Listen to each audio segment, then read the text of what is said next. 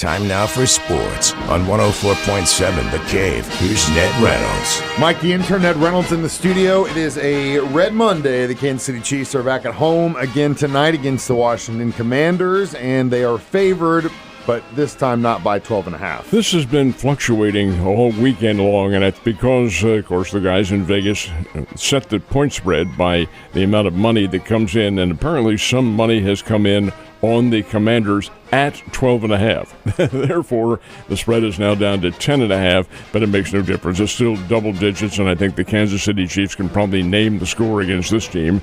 The quarterback will be Marcus Mariota, certainly a functional quarterback, but he's certainly no Jalen Daniels, to say the least, and Daniels is probably out for another week or two, somewhere along those lines. But the fact of the matter remains that the Commanders will be somewhat compromised when they take the field tonight. I think Kansas City wins this one, and I think it's a solid football victory for them because they're a very good team and they're playing well. They definitely are, and now that we got Rice back, it looks like the team we were always meant to be. We'll see tonight. Yesterday, a lot of action across the NFL. One thing that was consistent to me was the horrible officiating across the league. No call offsides. I know this is going to hurt you, but Jalen fumbled that ball, and I don't know how the hell they didn't call that a fumble on that guy. There was just so many bad calls across the league yesterday. Did you watch any of that stuff? Oh, I watched the Philadelphia Eagles game, yeah, and I know what you're talking about on the tush push in which it looked like he fumbled, and I agree with you. I think he did, but there's also room to think that maybe his butt, his derriere, was on the ground when it chopped loose, and he didn't really fumble. It was knocked loose, but that's a fumble. Anyway, the fact of the matter remains that Philadelphia was better than New York, 38-20, and a nice win for the Eagles. But, yeah, the officiating in all of the NFL and in some college has been very, very much, well, I can't say horrible, but not very good. Let's put it that way. Does it make any difference? You know, in the pros, they go wild over interference calls. And in the colleges, they don't call it quite as much because it's a 15-yard penalty. In the pros, it's a spot foul. The owners have said we want points on the board, so they call every little touch and grab an interference. I can't stand it. Anyway, in the West, the AFC West, Denver Broncos came away with a big win, 44-24 over the Dallas Cowboys. On Thursday of last week, the Chargers beat the Minnesota Vikings 37-10. The Raiders were idle, and the big note in college football, Brian Kelly was canned late last night at LSU. Not a surprise. The fans didn't like him at all, and LSU has had one. They're one of the big disappointments in college football this year. What's his contract say? He was $100 million for 10 years, right? So does he still get the other 60? We'll see. Don't feel too bad for him. He's $40 million richer for not doing. What's my buyout here? If I had a buyout like that, I tell you, it wouldn't bother me one little bit. Oh, yeah, show me the door, and I'll collect the money. Thank you. Headed to the airport to go to the islands for the next 6 months and still, not even scratch the surface of the money I have.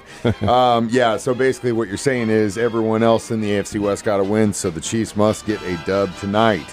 Missouri State basketball Bears are going to be doing their preseason games pretty soon. Bears and the Lady Bears. First of all, the Lady Bears, and they are tomorrow night. They'll play Northeastern State out of Tahlequah, Oklahoma. That is a Division II team, and of course the Lady Panthers are Division II, so it's kind of an equal matchup. Should be a pretty good test for the Lady Bears, and I said Lady Bear, they're D1.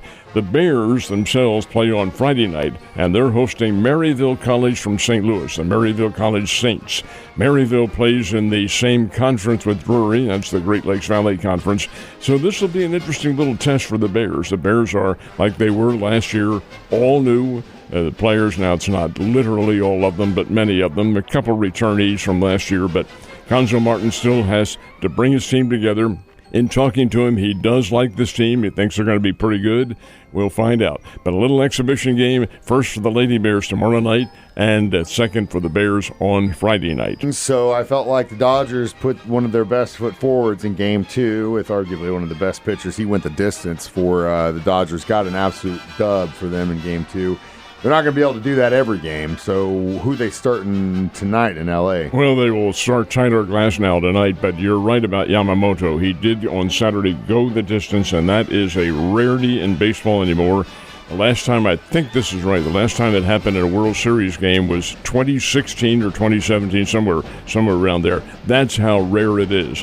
Tyler Glasnow, who's been with the Dodgers for a little over a year, he pitched for the Pirates. That's who he broke in with, and the Tampa Bay Rays, and that's how the Dodgers got him in a trade with Tampa Bay back in 2024. And he's been a solid pitcher. He's not a flamethrower. He's not like Yamamoto nor Blake Snell, who didn't have it. But Glasnow is very capable of pitching outstanding baseball. Now, who did the Dodgers start? A very familiar name, Max Scherzer, who, of course, pitches for Toronto, and he was a Missouri All-America, for one thing. 41-year-older. He's up in St. Louis, and pitched for the Missouri Tigers. Had 221 wins on his big league career, 2 no-hitters, couple of Cy Youngs, 17-year career. Scherzer did pitch in the playoffs, and he had pitched 5 innings against the Seattle Mariners and did well. That was a game the Blue Jays won. Overall this year, Scherzer is 5-5, 5.19 ERA, and last year he was with the Dodgers.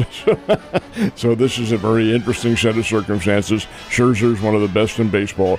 Could be a very good baseball game coming up tonight. Definitely going to be a great baseball game, and if you're looking for something to do, go to Coyotes, because they're going to have that Chiefs game, and I'm sure they'll have a couple TVs on with the World Series at the same time. We had a NASCAR race yesterday, and we're getting close to championship weekend, aren't we? This is it. This is the final scheduled regular season race. Now, the one next week is the championship race, and that's the 4 finalists who will vie for the points. In this one at Martinsville, Virginia, William Byron won the race, and the final 4 drivers who will compete. Now, that doesn't mean there are only 4 competing. The whole field gets out there. There are 40 drivers, but only 4 have a chance at winning the points championship. And they are the aforementioned Byron, Kyle Larson, Chase Briscoe, who drives the Bass Pro Shops car, and Denny Hamlin. They will be the 4 who go for the points championship, and that's a lot of money in NASCAR circles, I should say. And that race is coming up in Phoenix, Arizona next Sunday. It'll start very early in the afternoon. It's a dandy competition, and you'll see some solid competition again. Now, keep in mind, all the drivers are out there, but those 4 that I just mentioned are the only ones who have a chance at winning the championship. Always a good time. Last but not least, we got a Monday Night Football game tonight. That means you're back in the studio starting at 5 o'clock. 5 o'clock. Guess when I and the troops will be in here, and it'll be a lot of fun. We get ready for the Chiefs and the Commanders. Art will be joining us, and it will be a very interesting football game. Washington's a big underdog, as you might expect. They were a Cinderella last year. They haven't achieved that Cinderella status this year, but watch out for them. They can play the game. Should be a good one, but the Chiefs also should win. Let's go Chiefs. Ned, you have a wonderful day, and I will see you tomorrow.